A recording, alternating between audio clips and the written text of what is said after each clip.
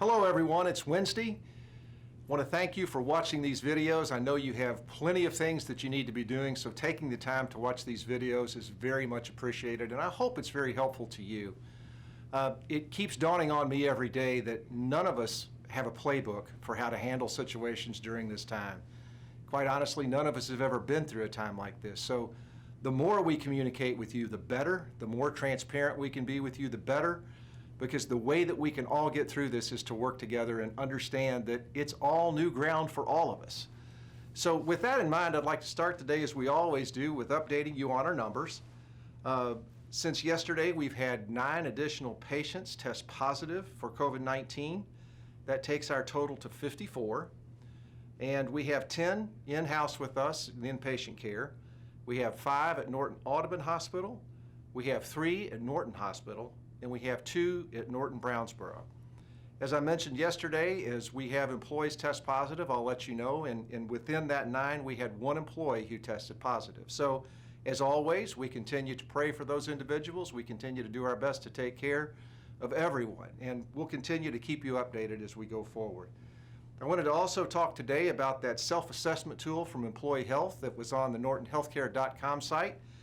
I'd ask you to continue to use that. You've done a great job with that, and I appreciate it. We had 4,300 yesterday, and we went up to 6,425 as of noon today. So thanks everyone for using that tool. It is a good tool for you to use. Fortunately, it's going to get easier to use because it's going to be available on the Norton mobile app starting tomorrow. Many of you will be able to get to it today. And keep in mind that as you use that Norton mobile app or as you use the .com site, it's not just for hospital employees, it's for everyone in our organization. We want to make sure that we're all doing that self-assessment every day, and we want to make sure that we're taking a look at how we feel and if we are in fact showing any symptoms. And please keep that in mind, that it's everyone that we want to use that. I did also want to talk a little bit today about the fact that in another way that we can help employees stay safe and make sure that we're all able to treat patients as opposed to be patients is that we now have a little bit more capacity around testing. And today at Norton Audubon Hospital, for example, we've seen an influx of number of people who are reporting COVID symptoms as patients, and those patients are being taken care of by the wonderful staff at Norton Audubon Hospital. But what we want to do is we want to be able to go in and look at the pockets of areas where those patients are and offer the employees there an opportunity to be tested to make sure that they continue to be safe and they continue to feel safe about providing the care that they need. So as these needs arise at facilities throughout our system, we'll be doing this on a regular basis. Again, it's our way of being able to use the data we have and understand the patients that are coming to get care from us and making sure that we're taking as good a care as we possibly can of everyone who is providing that care. So you'll hear more about that as we go forward. Yesterday we talked a whole lot about PPE. We continue to work hard to get as much of it as we can. As I said earlier, there's no playbook for this. We've never been in a situation where we've had to look at PPE the way that we're looking at it. But the good part about healthcare workers and people who choose healthcare as an occupation, we're resilient, we're flexible, and we do what we have to do to take care of patients. And one of the ways that we're exhibiting that is through trying to extend the life of those N95 masks, those surgical masks. As I mentioned yesterday, we have a new policy that explains extended use for the N95s. We feel very confident around the research around ultraviolet use to cleanse and sanitize the N95 masks. And again, this is not something that we would have done a year ago, but here we are in a place where we have to make sure that we're prepared to take care of a community, and we're trying to project what the needs of this community will be over the next 2 to 4 weeks or longer. So our responsibility is to really extend the life of that PPE in a safe way. We're also asking that where you need to use a surgical mask, absolutely you should, but try to extend the use of that as much as you can, as safely as you can. If you have any questions about how that should be or how you should handle those masks, or if you should be using a mask, have that conversation with your leader. It's a very important conversation to you to have. I would also like to talk a little bit about the issue of elective procedures in our hospitals and our diagnostic centers. The more I look at emails and are being made aware of questions that are coming in through the coronavirusquestions@nortonhealthcare.org email, I have more and more people say, I feel like we're still doing elective procedures. I feel like we're still doing elective diagnostic procedures. And I want to assure you that that is not the case, but I want to make sure that you understand how this works. And to that end, I've asked Dr. Hester to go into some detail with you about how the elective surgical procedure, how the elective diagnostic procedures are all now dealt with and are all categorized, because I want you to understand we are doing everything we can as it relates to how we look at surgical cases in our facilities. So, Dr. Hester? Thanks, Russ.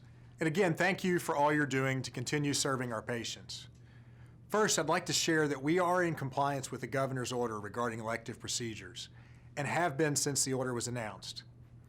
We've received comments that some of you are concerned that we're not compliant with this order. Again, I want to assure you that we have a process in place to look at surgical cases. These cases are first discussed amongst the patient and the physician and ultimately reviewed by facility medical directors. I'd like to assure you that if you see a case on a schedule that could be elective, there's a reason that makes this case urgent or emergent. For example, you may see a knee surgery on the schedule, but this case may be on the schedule for a joint infection. During this time, we continue to limit these surgical cases for PPE conservation and appreciate your help with this process. This same limitation applies to elective diagnostic procedures. These cases are reviewed for necessity and performed for appropriate reasons. In regards to our outpatient office setting, we continue to contact each patient prior to an appointment to evaluate the need for essential care. We've expanded patient video visits, and for those that feel they need an appointment for care continuity, the patient is then evaluated in the office. Again, I want to thank you for all you're doing for our patients and our community. Thanks, Steve. We appreciate you clarifying that. I would like to say during these times, there's never been a more important time to, if you have questions, to go to your leader and ask them very directly, very candidly, and get an answer.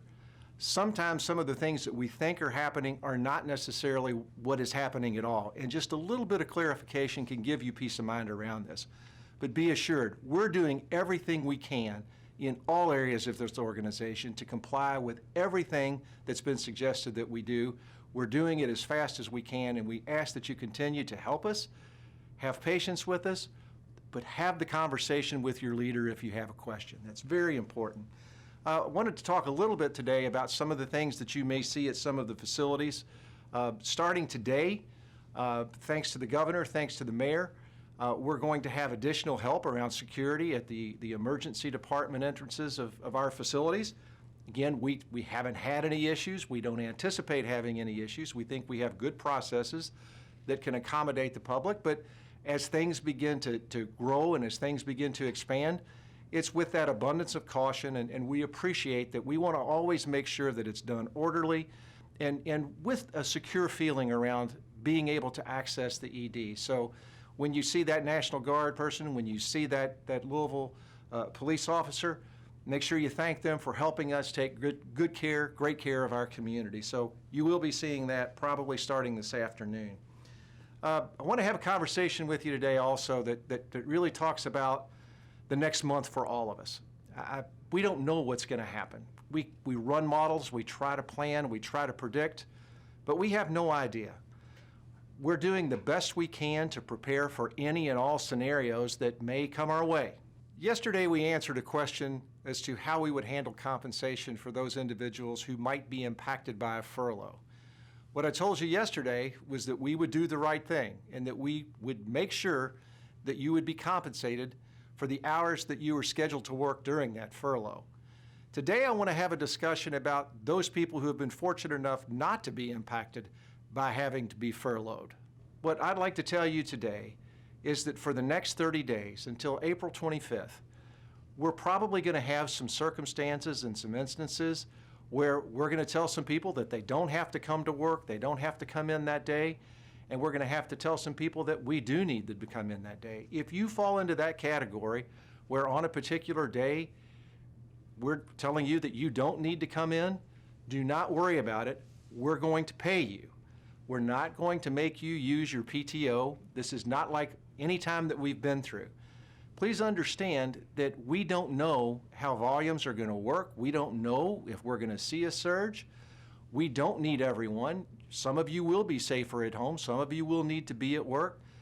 But we're going to make sure that you get paid no matter the situation. So look at it as that everyone is going to be on call, and we hope that everyone looks at this as an investment in you, because we recognize at Norton Healthcare that this is temporary.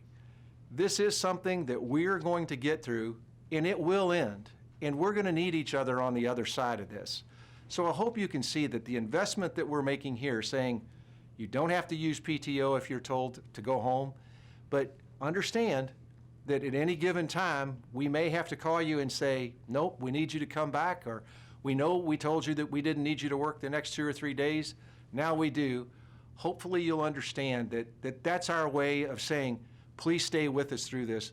Please help us get to the other side of this. And I promise you that we will get to the other side of this. But we'll get through it together, and we'll get through it understanding that it's just a point in time for us that we all have to take some deep breaths and understand. I also want to tell you that we talked a little bit about a website on our intranet site that would allow people who are willing to help people with childcare, with all kinds of services, could link up with people who need help.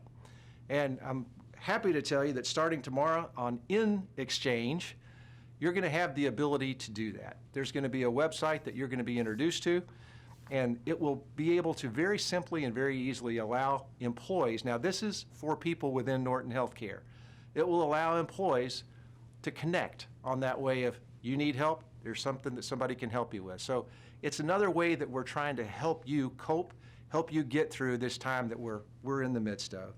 So I think it's going to be a great opportunity for us to help each other out. As where I started is where I'm going to end. These are uncharted times for all of us. There is no playbook. We trust in each other that everyone is doing the best that they can.